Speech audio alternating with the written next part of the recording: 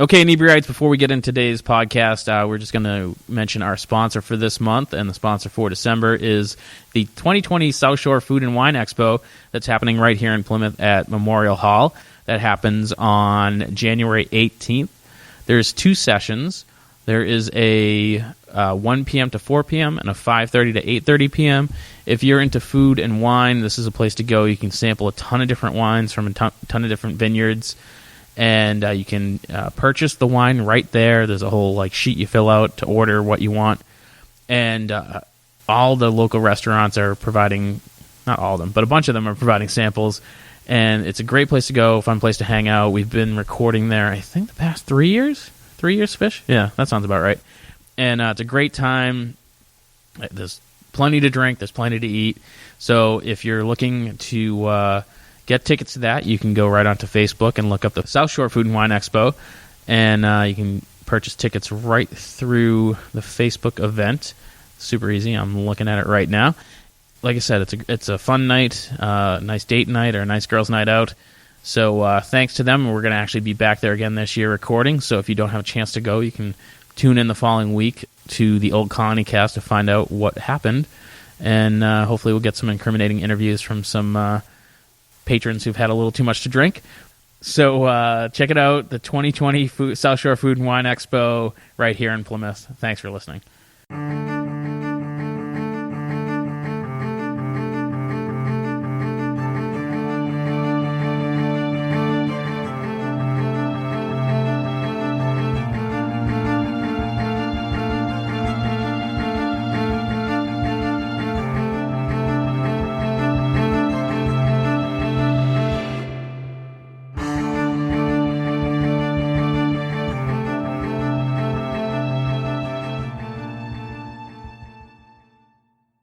Welcome back, Inebri-arts. This is Andy, the Inebri-art blog.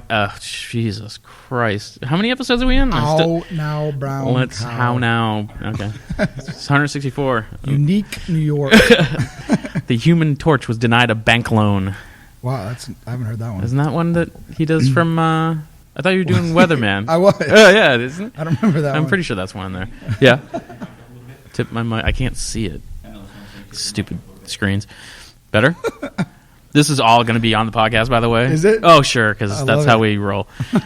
So welcome back, Inebri-arts. This is Andy of the Inebri-art podcast, getting the intro right for once. And so it's been almost 10 years since I moved to Plymouth, and I gush about Plymouth all the time. And one of the things that first got me into loving Plymouth was Lucioso's pub. And that's where I saw today's guest for the first time. He was playing with Steve Mazzetta, if I remember correctly. This is going way back. Stevie. And so we're here with Jackson Wetherbee of the Elevators. What's up, guys? Thanks for coming on today. And Hey, thanks for having me. So initially when I started, you were kind of on my short list of local people, because I'm at the time it was easier to get you. And I kind of was I know people who know him and whatever.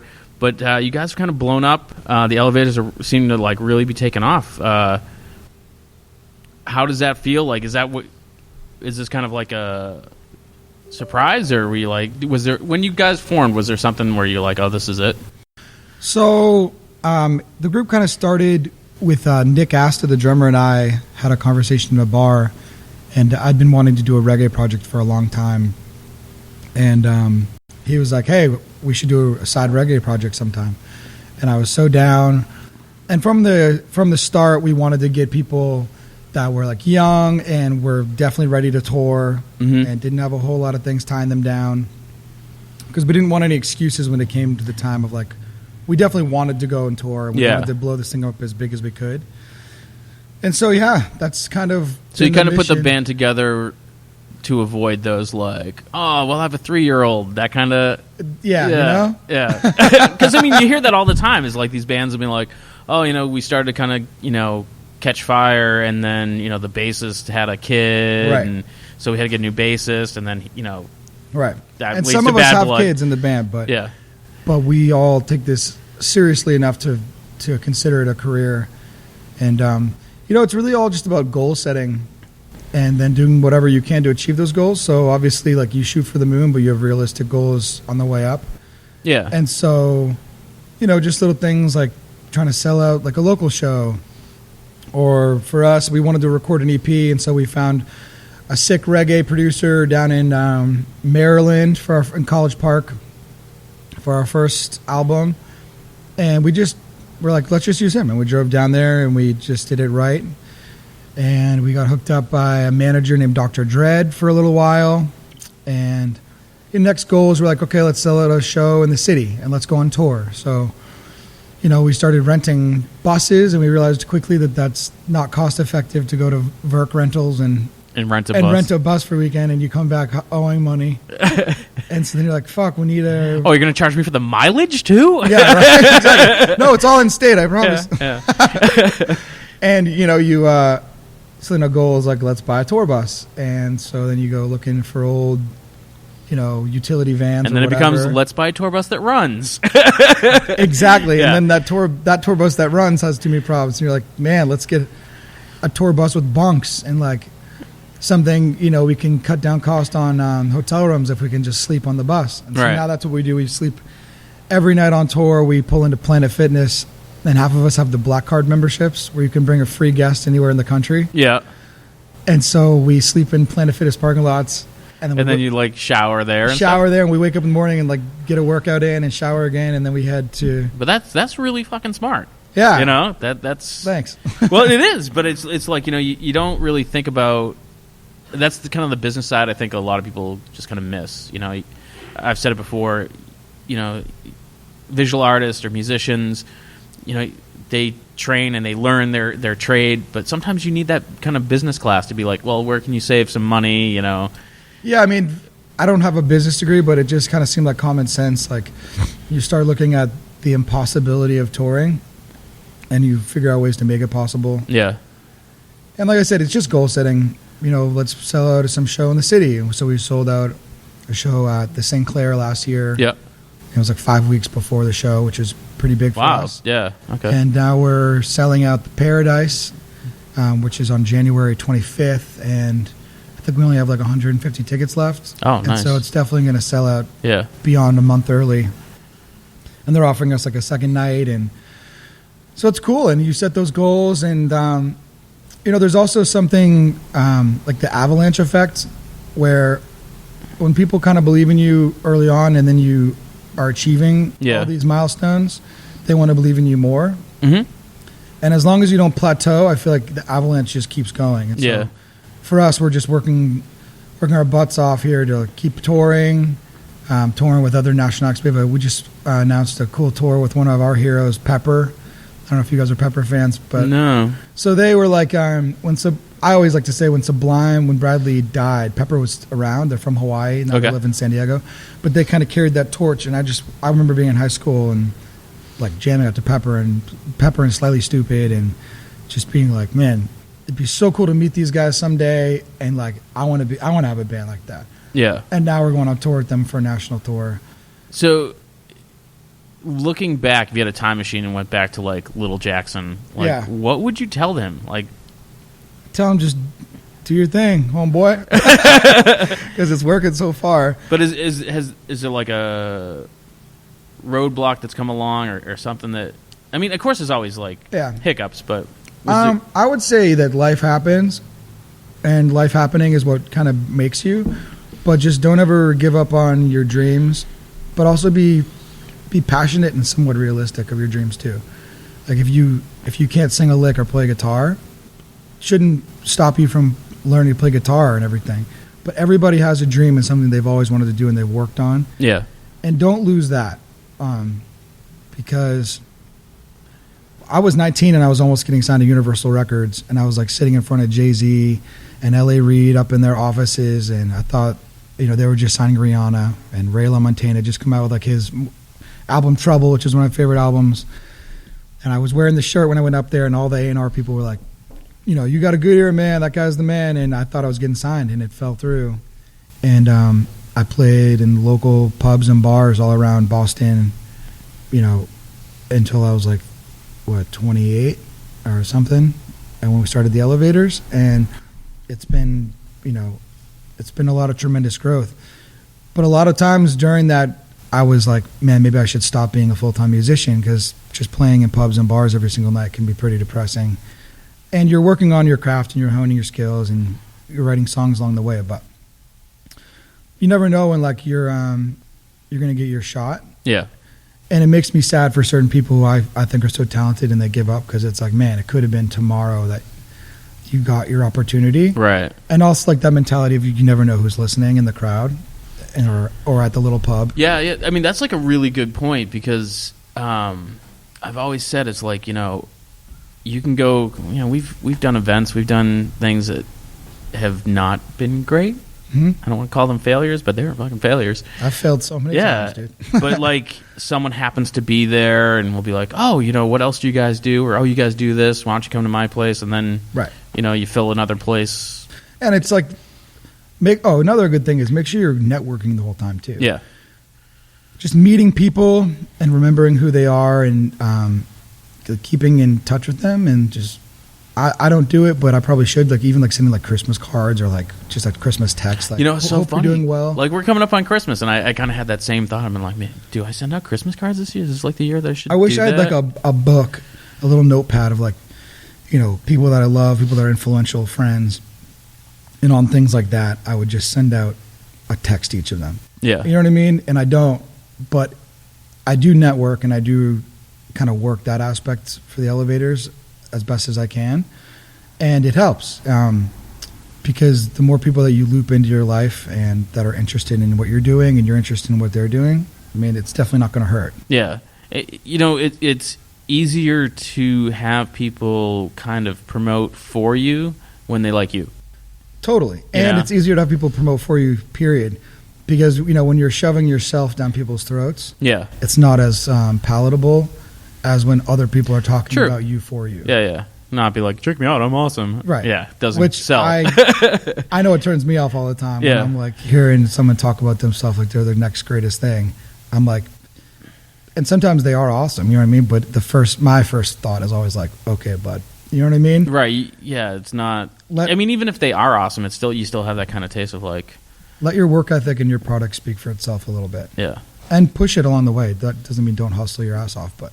There's a difference between like, check out what I got going on and I'm the best. Yep. So, I think you're the first reggae artist I've had on. Why reggae? So I grew up with my dad playing... And you grew up here in Plymouth, right? No, I'm not from Plymouth. Really? I was born in Georgia. Okay. And I moved up here when I was young, and I grew up in Kingston. Oh, and then you're a Kingston guy? Fish, delete this. Oh, God. No, I'm just I graduated from Duxbury High School. Oh, okay. And we moved into my... so you're local. Local, yeah. We moved into my great-grandmother's old house, and when I was freshman in high school. And, my dad just always played vinyl records when I was growing up. He loved Bob Marley, Peter Tosh, The Clash. He was in the Marines and used to surf all around the world when he was in the Marines. And oh, nice. He's a wicked interesting guy. And he loved reggae, and I always loved reggae too, and I loved like where the reggae direction was going with a lot of new reggae artists like the Damian Marleys and Stephen Marley and like Chronics and stuff. And then when I moved to Duxbury, reggae and like it was a crunchier town. Mm-hmm. So I went from Silver Lake to Duxbury, and it was just a crunchier situation. Birkenstocks and people listening to Fish and The Dead, and a lot of Bob Marley, and I found out about Slightly Stoopid and like Ben Harper and Jack Johnson, and it like hit me. It was like this crazy freshman year where my whole life kind of changed based around music, where I was like in Dispatch, like all these bands, Ray LaMontagne, all these bands were like, holy shit, this music is like beautiful and so like groovy, and it's not like, I mean, I love some like rock and roll and classic rock and shit too, but this was something where it's just like all day long I could just like put it on and bob my head to it. Positive messages, but it doesn't, you can also tell stories through it. I just loved it. Yeah. And it's always been a part of my sound, even with my own albums, like the Jackson Wetherbee albums. Mm-hmm.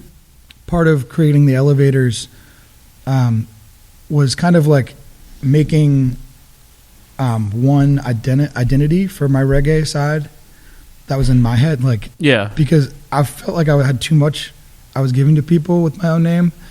And and like every night it could be a little bit of a different show where people would come and maybe want reggae or more of my singer-songwriter stuff or whatever. And so I was like, you know what? If I focus all my reggae energy into the Elevators, then the future idea is to also keep putting out my more folky singer-songwritery albums under my own name and just kind of give them both more structured identity. In the Elevators, is there less pressure on you because you're like one of a group opposed to being like that guy up there? Yeah, there is, and there's a little more. I do a lot of the songwriting for the Elevators. Yeah. We write in two ways. I write songs on like my couch, just on my acoustic guitar, or the band. We all like get into a super funky groove. Our keys player might bring like some sick chord changes, or our guitar player has brought in a lot of cool aspects to the band with like, check out this new riff I wrote, and we build it around that. And in that regard, it's so much easier because basically anything that's sparking more inspiration makes it easier on you. Yeah. And in other ways, I think it's been more difficult because I'm starting to see like the pressure of like people are really into us, and we are growing and becoming more popular. Yeah. And there's like a pressure of like continuing good product. Yeah. Where before, when you don't have that pressure, you just write, I could write whatever I want. I could write about ham, eggs, and bacon in the morning. I wouldn't give a shit. It's like, you know what I mean? That could be a hit. You never know. It's kind of for me, maybe. But what was that song that G-Love and Special Sauce have? Milk and Cereal? Is it? Milk and cereal, milk and cereal. I think that might be it. And milk. Cold beverages? Oh, I like cold beverages. Yeah, that's the one I'm thinking of. So you never know, man. It's so true. You never know, but there is like a little bit of, and it doesn't stress me out too much. Yeah. It doesn't like keep me up at night. But definitely when I sit down to write songs with the Elevators, I'm kind of thinking ahead more and like, what is the message we want to send? Because you start to get an identity and like people, we have a pretty positive message, and we get people hitting us up saying like, man, I had a really tough year. Like you guys were a big reason why I got through it. And it's like when you hear someone say that, you're like, oof, like it's weird, right? Like it's weird. And it's also like, God, man, like I'm so thankful because it helped me. Like the songs came from me, or like came from us. I should say the whole Elevators, like we feel like the heart and the soul behind the songs, but it's also like, wow, people out there are listening, but they're also like digesting it, and it's like it's sticking with them. That's awesome. So it adds a little bit of pressure, but it's good pressure. It's also like fun to be pushed a little bit and have to push yourself creatively. Well, I think pressure like that can, like, people will be like, oh, hey, can you draw this for me and paint this for me? And be like, oh, when do you need it? And they're like, oh, it doesn't matter. And be like, well, you're not going to get it. Right. If you don't give me some sort of pressure or deadline, right, it's not ever going to happen. Well, that's it in life. And there's always a balance of being laid back, but with a deadline, right? Yeah. Like, be a nice guy, be laid back. It's all good, but I need this by this date. Right. I was the kid that would, like, start research paper, like 4 days before it was due. Right. I always got an okay grade, but I got it. I need that. Yeah, I need that deadline to kind of like. So I'll put down the video game and do something. Right. Yeah, nailed it. Same for me. Yeah. Deadline's definitely. I'm like a procrastinator, and the way I write mostly is like, I didn't ever used to sit down and just like try and write. Really, it would just music has always been like therapy and just what I like to do. Mm-hmm. But now there's definitely more of like a feeling of like deadline. I have a lot of peers and friends that are like asking me to do like guest vocals on their songs, or this EP that we just recorded, an EP that'll be coming out to you guys in the near future to coincide with our Pepper tour. And there's a lot of like pressure to be like, I got to sit down and we got to finish this album. And I had more help on this EP from our drummer, especially helped me out, and our percussion player helped us out on this one song, Poison Cup. And then there's another song, Nostalgia. Started with the groove with the band, and then our drummer Nick had some killer lyrics. And so we put melody to it and finished it up. And we're really, really proud of that one. And it's good to have a timeline. Yeah. And it's good to push yourself. Because then you have those songs you write when you're just like have all the time in the world and you're super flexible. And then you have the songs you had to finish, and at the end of the day, so far, they've all been pretty good for us. So now, that you have these deadlines and this pressure, even though, it's good pressure. Like, I dig my day job. I enjoy it. But there's still days where I'm like, ugh, I gotta go to work. Do you, now that, like, music is your full-time gig, and, like, is there ever those days where you're just like, I don't really want to work today? So, we call it deep tour. Okay. When you go on the road, there's always a lot of excitement and gusto from everybody to be back out on the road. And it's also probably because we're seeing a lot of growth with us. So when you show up to cities you've never played and there's like a big crowd of people there to like and singing along with your songs, I've never seen these people or met them in my life, and I can hold a microphone out towards a crowd and they're like singing lyrics back. It's a little. Oh, that's gonna be really weird. It's so weird, and it's also so humbling and beautiful, and like that hasn't plateaued at all, and so you are just constantly tired on the road because we sleep in bunks a lot of times when the bus is moving, and so every little bump startles you and wakes you up. Yeah. But no one complains about that. The one thing that I've started realizing is when I come home from tour, it's like I need like a week off at least just to no gigs and just to sleep and like see my family and all my loved ones. Like it's just like I came back from this tour and I immediately jumped back into playing like a bunch of local gigs. Yeah. Which, I'm more than thankful for, because honestly at this stage that's what's putting like the money in my account to even be able to go on tour. Yeah. So without these people that are giving me like weekly gigs and also tolerating me being like, hey, I'm gonna be gone for like a month and a half, but I'll be back, and then I can, I'll be back and looking for a gig. I can still keep my residency, right? Yeah. And I have so many people that believe in us that are allowing me to do that.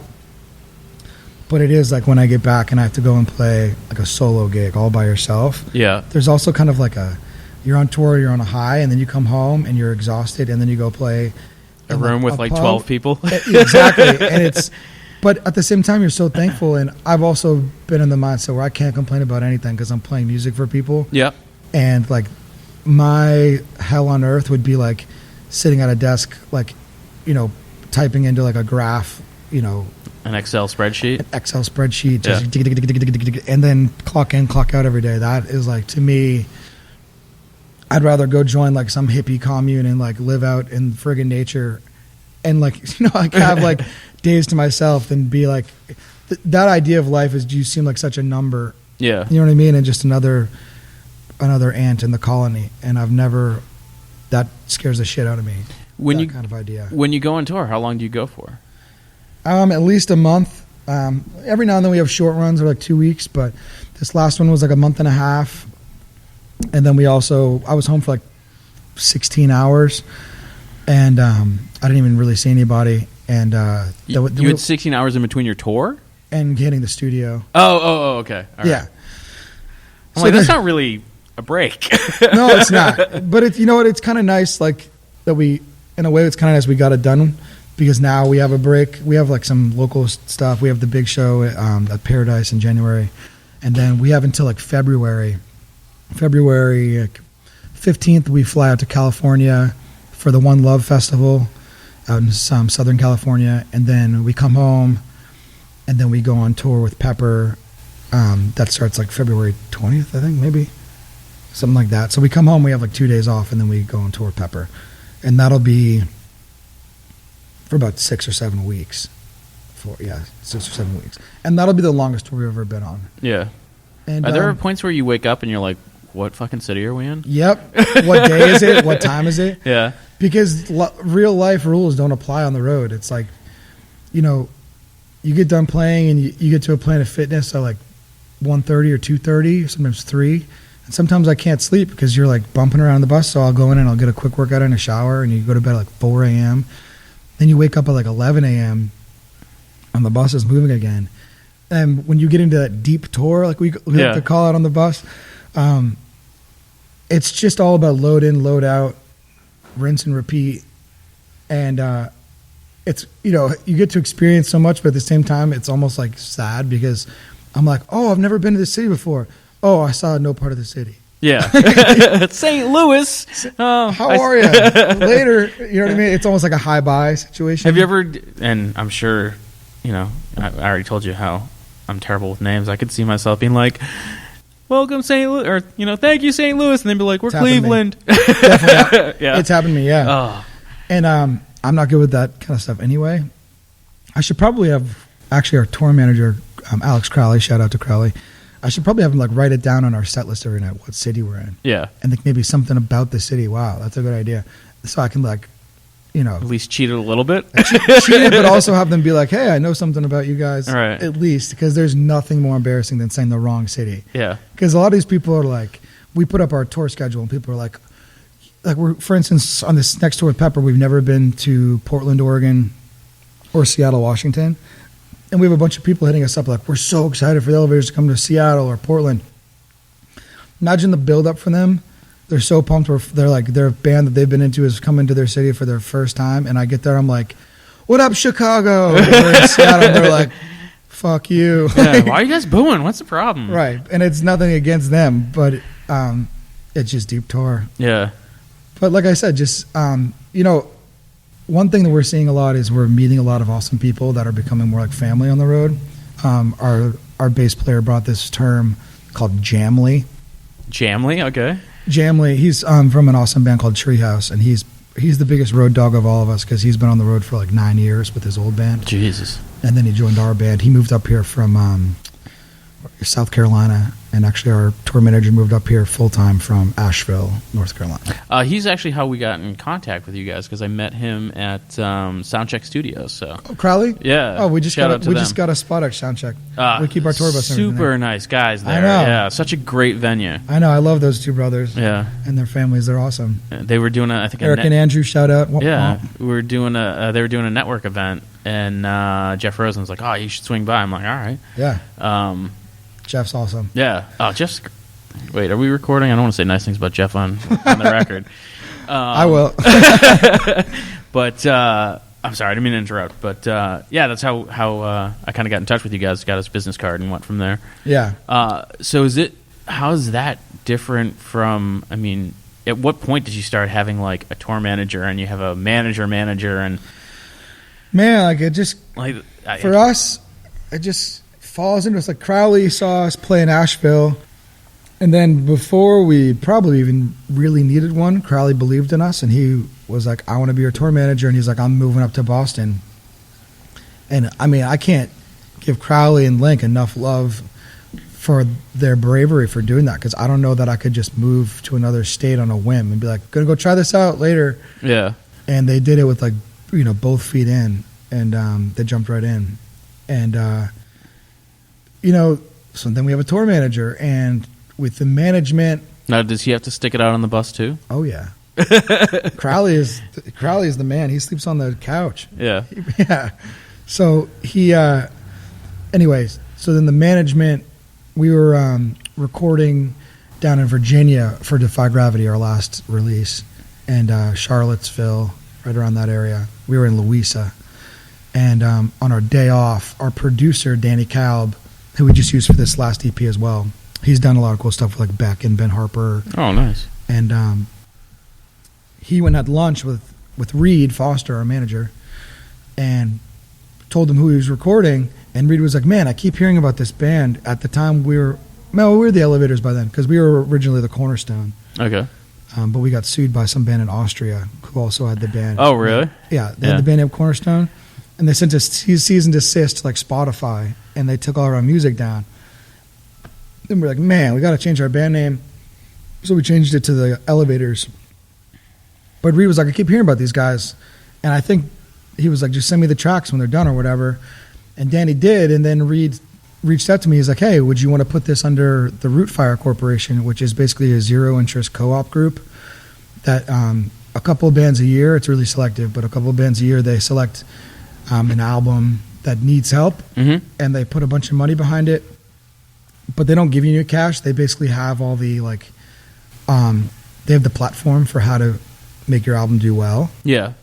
And then they recoup all their money just on online sales.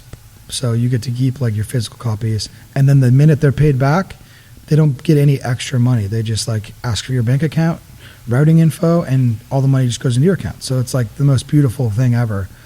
And Reed Foster owns Rootfire. Yeah. But he's also a manager under Ineffable Music Group. Yep. And so when we were about to put out Defy Gravity, he was like, I had asked him before, and he's like, I don't know, you guys are like quite ready. And then when we were putting up Defy Gravity, he's like, hey, if you guys are interested in management, I think that we can probably have the discussion with Ineffable. And I was like, well, would you be our manager?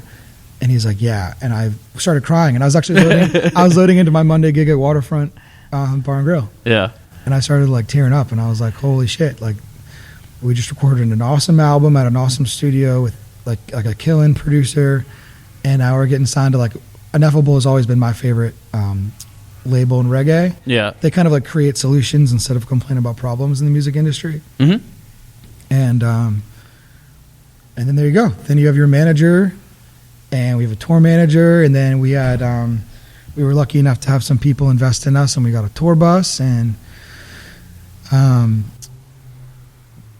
here we are. Then we start getting on national tours with like bigger bands, like as opening slots. And then you get on the Inebri-art podcast. I mean, what more do you need? What's up? So you were talking about this deep tour thing. Yeah. Like, do you ever feel like the show is getting stale, or kind of like, I don't want to say you're phoning it in, but you're kind of like doing the same thing? Do you like, how do you mix it up? Do you change the set list? Like, how do you kind of keep it fresh? It can feel a little routine, but it never feels old to me.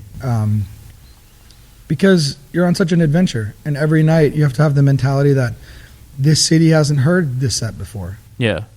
And I mean, I can't say maybe in like, in 20 years, if we're still playing like Wind on My Back, I might be like over it a little bit. But, we opened for Shaggy this summer, and it's like, Oh, really? Hasta lava lava, it was on me. It's like, do you think that guy really loves playing that song anymore? He might, because when you see a huge crowd of people that are still singing it back to you, yeah, it's an amazing feeling. So, we're not a jam band, and I don't take us as a jam band. So it's like we have songs that people love, and it's been helping us grow. So I just feel fortunate that we're even on tour and being able to play those songs for people in different cities. So you're opening for Shaggy. Like, what has been like the most kind of imposter syndrome moment where you're like, I don't belong here? Well, we've opened for like Ziggy Marley too. We've played festivals with like all the Marleys, I think, at this point. But all the main ones. But I don't know. Like I've had moments where I'm like, not so much like I don't belong here, but I can't believe I'm here. Like, yeah.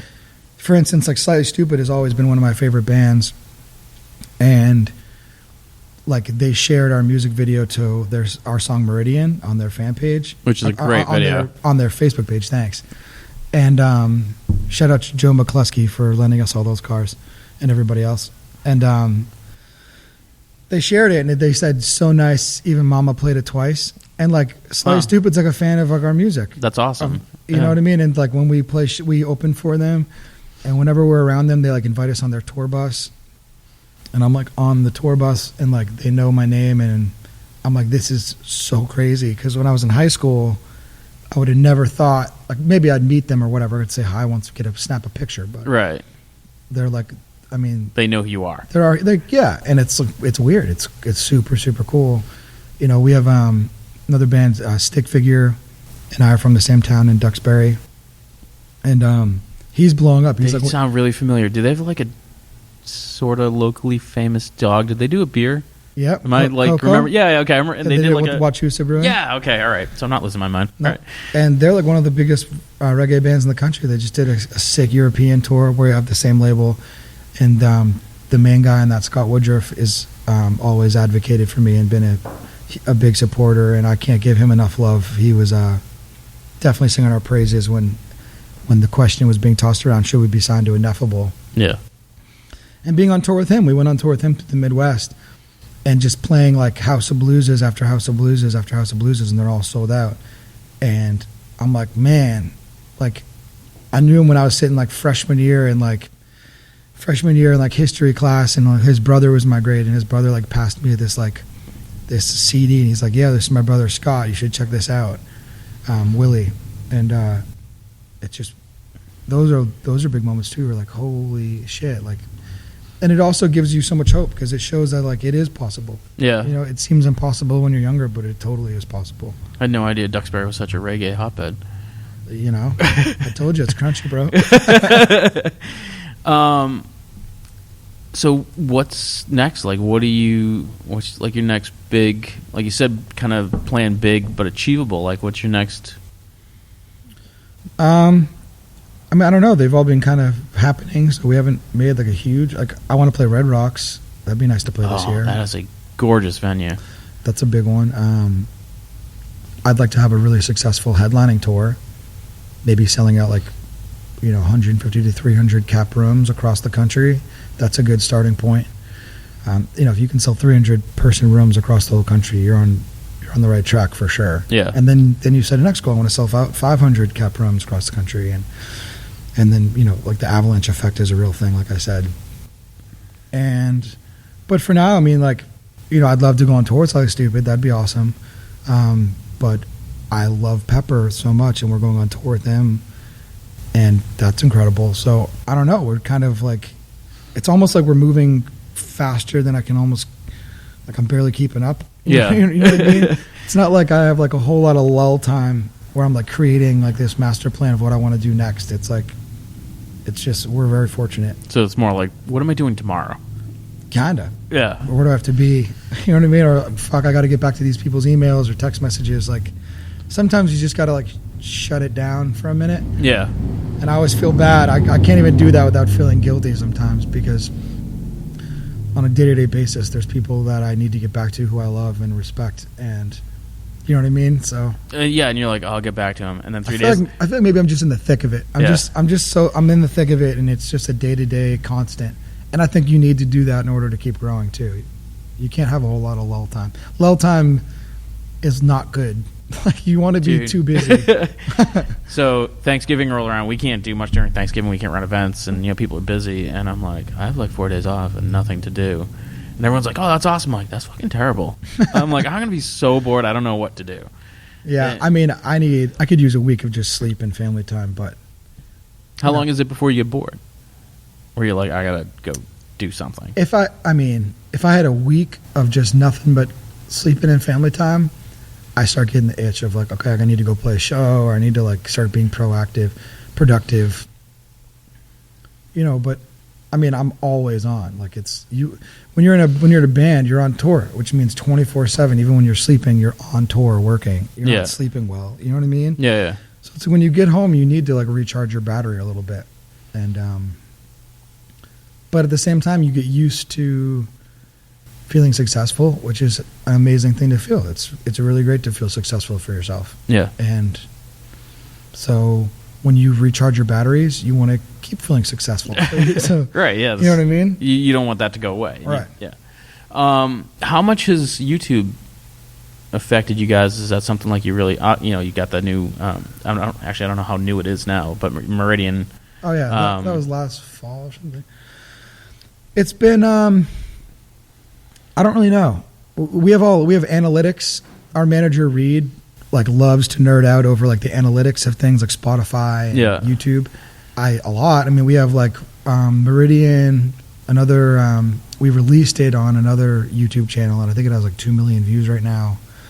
And I think the video's doing well. I honestly haven't checked it. And you guys have like a live show at the Sugar Shack. The Sugar Shack. I love the Sugar Shack. Where's that? That's down in Bonita Springs, Florida, southern Florida.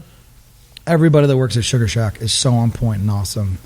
And that is something that I loved to do. We did our Sugar Shack session, and then they asked if we would want to release it as an EP with them. And I'm stoked we did that. Oh, so like it's a venue, and they wanted to release your EP? Is that? So it's a venue. It's an outdoor venue down in Bonita Springs, where artists come by and they do acoustic versions of their albums. Mm-hmm. And basically then they put them up as like a YouTube clip like once a week. Yeah. But it's like, once every 2 or 3 weeks they do another premiere for you. Mm-hmm. And then sometimes, I don't know how they choose who, but they ask if you want to do an EP and put out, your sessions as an EP for people. It's like, acoustic versions. Right. And I think that's something we're tapping into that's really going to be strong for us as well. Giving people like the acoustic version of the songs is a different kind of ticket. It's a different show. Yeah. And I got to give a huge shout out to Levitate. we have so much love for each other, and Levitate has been like hooking us up, putting us on the festival, and we sold out 3 shows this fall in their backyard. It's like 300 people or 200 people or something a night. I don't know what. That's like it's a restaurant. Rexicana. Yeah, they just opened up their taco shop, and they have Slack Tide coffee right there.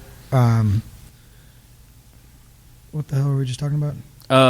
YouTube in general. YouTube. Yeah, I don't know. Shout out to Levitate. At Levitate, we took an idea from Sugar Shack. And the third day, because we had sold out the first 2 days in like 34 minutes. All Holy the tickets shit. were gone. Or something. Like it was like under an hour or something. Yeah. And maybe Friday was 34 minutes, and like the second day was like under an hour or something like that. But the third day, obviously, we were going to do, because like it's a no-brainer. People Right. are going to come, but how do you change it up? So the first night we did the first album, second night we did the second album.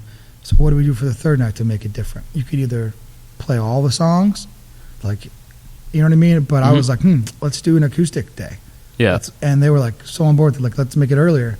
Let's have it start at like 1, and we'll do like a brunch. And so they did burritos, which they normally just do tacos. Yeah. And like Bloody Marys, mimosas, and we sold out the brunch day. And it was super cool. And a lot of people reached out and were like, hey, I did enjoy the acoustic versions more than the like full band thing, which the full band plays on the acoustic things too, but just the vibe of it. Mm-hmm.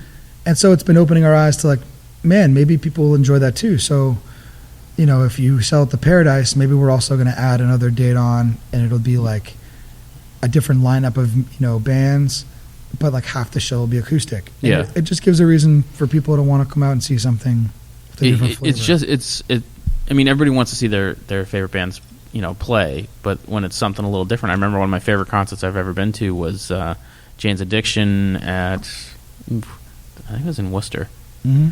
And they left the stage, and you're like, okay, it's way too early for them to be like ending the show. And then they started playing again, but they weren't on stage, and they had like a little stage set up in the middle. It's Jane's Addiction, so they're like stripper poles and whatever. And they did like a whole acoustic set, like right in the middle of the general admission area. Right. And it was just so cool and kind of unexpected that really... It hits people. Yeah, it was great. Well, and it's like, how much did everybody love Nirvana's Unplugged? Oh, come on. I mean, In Utero is badass, but like... That Unplugged session's like that legendary. Unplugged session is so legendary. And Eric Clapton's acoustic. Yep. That version of Layla, I mean, to me, I heard that acoustic version of Layla before I heard his like electric version of Layla. You know what I mean? Yeah. And yeah, I mean, it's a legendary thing to kind of try and master, and it's like, and again, it pushes our band to try something different.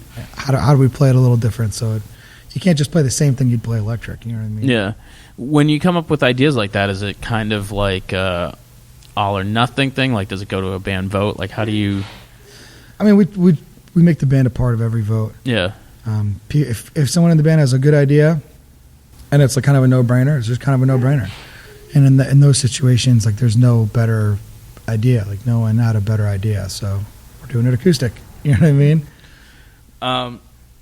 So you have this tour coming up for the new EP with Pepper. Yeah. Is there a city coming up that you haven't been to yet that you're really looking forward to? Seattle. And showering at their Planet Fitness. Seattle and Portland, Oregon. Yeah. Yeah. I'm assuming you guys have played in California. You would have had to, right? Mm. Yeah, we played Cali Roots last year. We've done a couple tours through California. We're flying out for One Love. Coming up, we're touring with Pepper through California. We have other dates for festivals. We're going to be flying back up to California again. Our management company is in California too. Oh, okay, yeah. And so, yeah. When you're out and about, like, do you ever get like recognized? Like, around here? Like, I mean, around here, you're from here, but like, yeah, no, not. You haven't had that like out in a sandwich shop and be like, oh my god, that's Jackson Wetherbee. I mean, I think like more like around the South Shore. Yeah, but no, I mean, we're not like that. I mean, like when we're on tour, we're grinding. You know what I mean? Like this is definitely like our soup and nuts around here. When we go out on tour, we're still grinding and growing those markets. So yeah. At shows, maybe. Yeah. You know what I mean? Like at a show, people might be like, you know, I've heard people be like, I think that's a singer. I'm getting a beer in front of them and like, that's the guy I'm telling you. Like, yeah. And I always turn around and I'm like, what's up, guys? Like, and I like give them a hug or a dap or whatever. And snap a photo with them. And that's always super cool. Like that people are like whispering, like they can't just come up and be like, yo, are you the singer?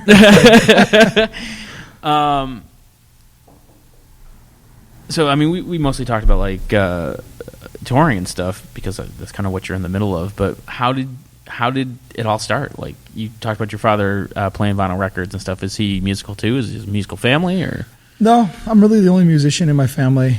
My family always loved music. My mom always used to blast tunes, and it just all started. I don't know how it started. I loved music, and I used to sing. I was in big musicals and plays. When I moved to Duxbury, I really when I was younger, I always wanted to play the drums, so I started on the drums, and then I took some lessons, and I played bass. When I moved to Duxbury, I wanted to just learn covers of my favorite bands, and I wanted to start writing my own music, and so I just started, and I don't know, I guess I just never looked back. I went to college for like Italian opera. For Italian opera? Yeah, I went on like a scholarship for a little bit before I almost got signed to Universal Records, and just to stay college. Why opera? To be honest, opera and reggae. I mean, that's a stupid question, right? I'm not a big fan of opera, but my teacher, Gwen Souza, was growing up. I used to take voice lessons. Yeah, and she would train me classically, and it's just something where they were giving me a scholarship for college, and so I was like, okay, I guess, and like, honestly, I guess I'm an opera singer. No, that never happened.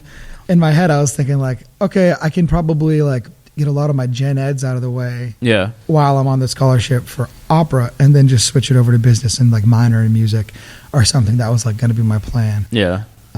I don't like listen to opera at home. I don't know a lot of like Pavarotti. I've heard of him. Yeah. I'm not very knowledgeable on the subject. She would give me pieces to learn, and I was pretty good at mimicking, and I would go home and I'd research a little bit what I was talking about, but you just learn the phrasings. I don't speak Italian or anything like that, or German. Do you feel like looking back that you hear about like these musicians being like, oh, I was forced to play piano or whatever, like are you really thankful for that kind of operatic background? It's nothing my mom never pushed me, or my dad never pushed me to do that. You know what I mean? It's I don't think you should push kids to do things they don't want to do.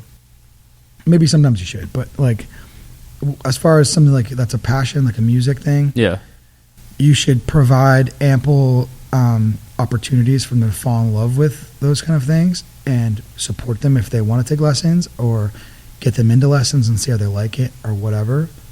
But you shouldn't push your kids to do something they hate, because I know so many people who like fell out of love with wanting to play music because their parents made them take piano lessons.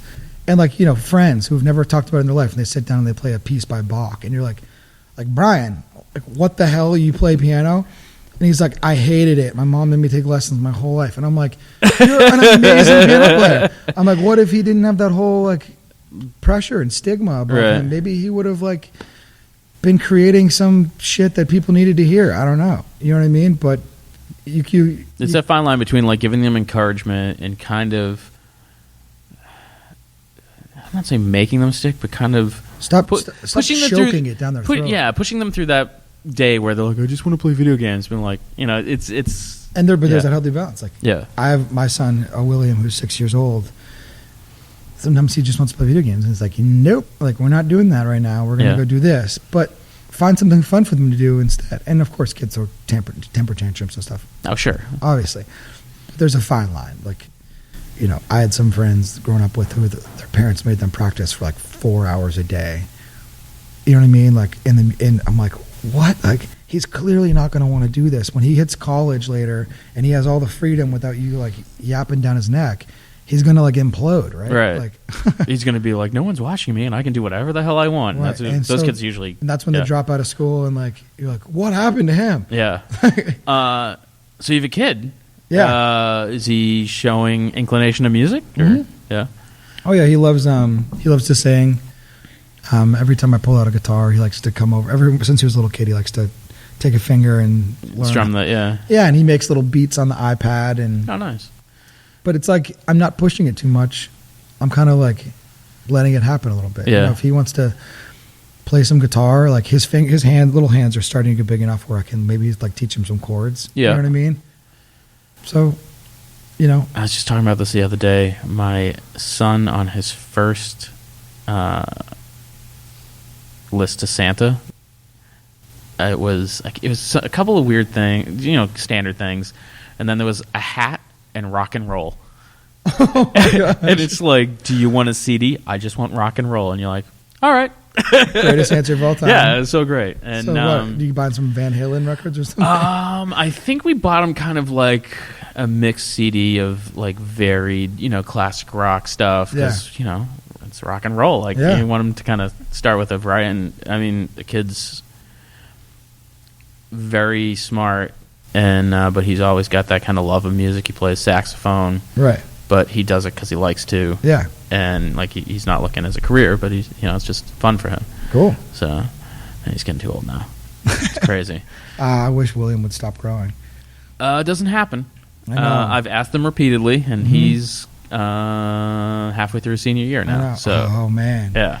Yeah. When William started like saying words properly, like instead of saying like he would sit now says movies. But he used to be like, want to watch a moosies?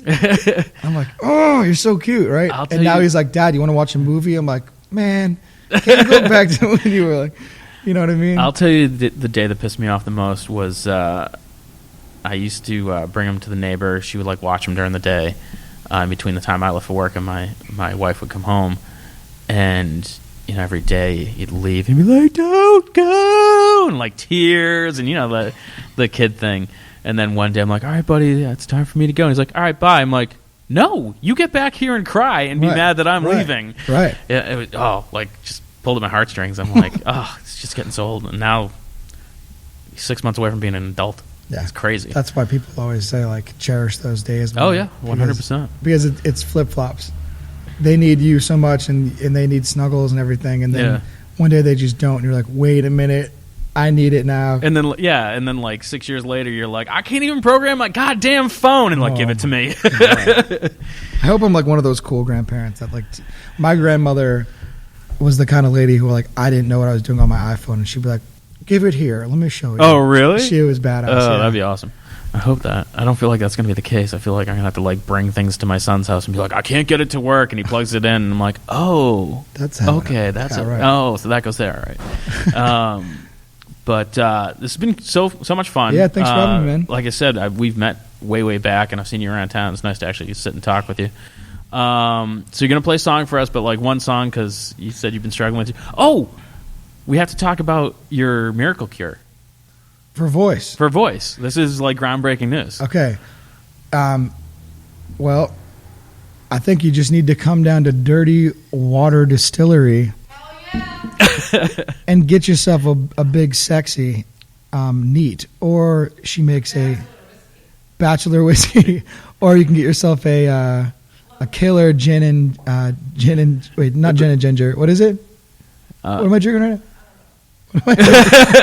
The Moscow Mules aren't bad. Oh, the limoncello. Oh, and okay, so this is a funny story. You're talking about the Rangoon. Yeah, I'm like, what are we talking about? This is not what I was. I'm like, where is this going? Like, it's awesome that you're plugging where we're recording because I totally forgot to. Right over my head. Yeah. So here's a little secret for the next EP, everybody. If you're loving my milky vocals on this next EP, just know right now you got kind of like that raspy phone sex thing going on. Hey, how are you? Just think about this. Every time I went to go sing, my voice was pretty raspy because I was sick when I was having to record these vocals. And we ordered some pad thai and Rangoons. And I ate a Rangoon, and I went up to go do a vocal take, and I was like, fine. And so I ordered another big order of Rangoons. And basically every 10 minutes, I would just eat another crab Rangoon, and my voice would be fine. And then it would start getting dry and kind of raspy again. And so I'd just eat another Rangoon.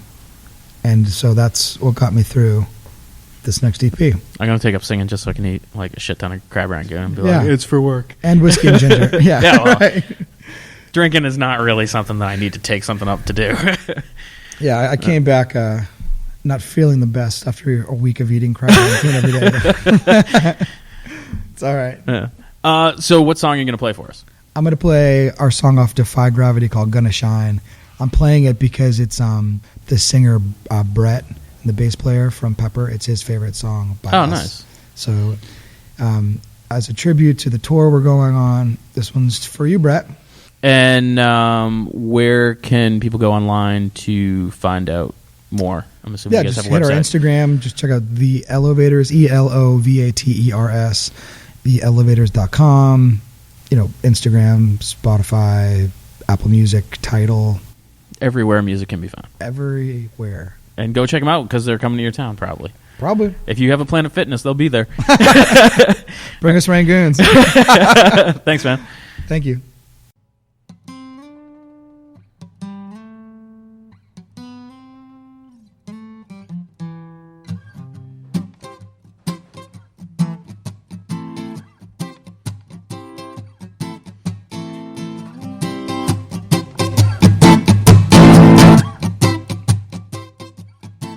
Hey, when you get so down that you can't feel a thing, the pressure gonna come surrounding everything. Darkness fall like a hammer to the light. The darkness never win. Hold out for the morning time. So low that you don't wanna fight. There's food on your plate, but you're hungry at night. Fire burning, but you feel so cold. Numb inside. Tired but not alone. Ooh, you gonna shine, gonna shine, gonna shine. Ooh.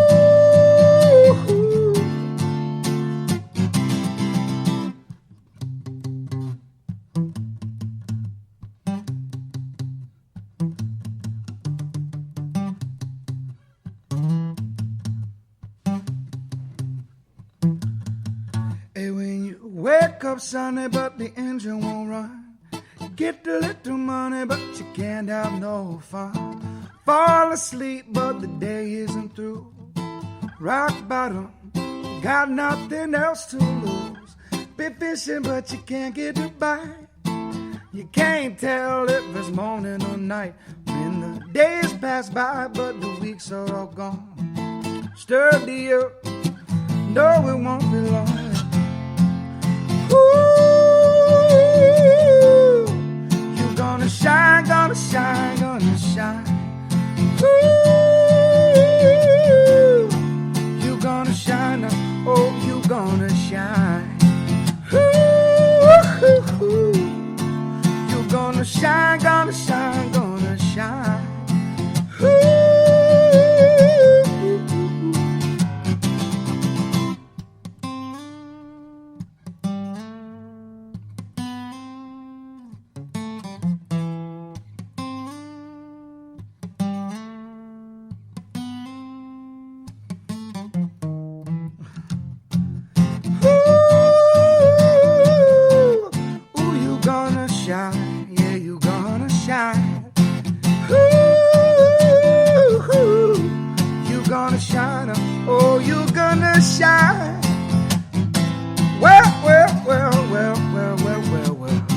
Oh, you gonna shine.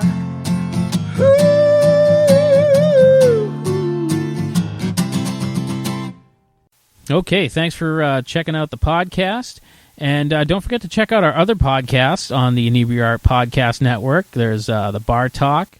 There's Old Colony Cast. There's, of course, the Inebri-art Podcast. And our latest, Retro Redoctopus, a kind of nerd genre podcast that you can check out now, all available on our website at inebri-art.com. And pretty much available everywhere that podcasts are available, on Stitcher, iTunes, Google Play, Apple Podcasts, all those things. And if you don't see it where you're looking, let us know. We'll try to get onto that as well. And you can also email us at inebri-art@yahoo.com with your questions, complaints, and suggestions. And also, if you could take the time to rate and review us on iTunes, that would be phenomenal. That helps us get more exposure and bring more of these great podcasts to your ears. And thanks again for listening.